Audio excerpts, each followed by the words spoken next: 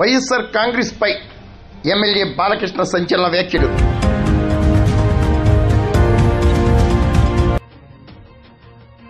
YSR Congress party ఎమ్మెల్యేలు అసెంబ్లీకి వచ్చినా రాకున్నా ఒరిగేదేమీ లేదని ఎమ్మెల్యే నందమూరి బాలకృష్ణ అన్నారు.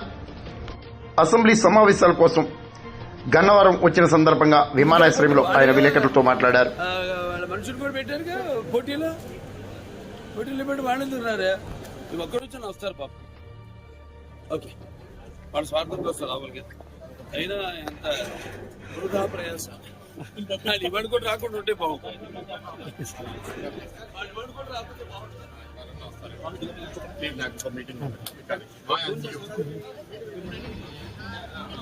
సార్, షర్మిలపై మీరే అసత్య ప్రచారం చేస్తున్నారు. షర్మిలపై మీరే ఆరోపిస్తున్నారు సార్ జగన్. వాడు పట్టించుకోవడం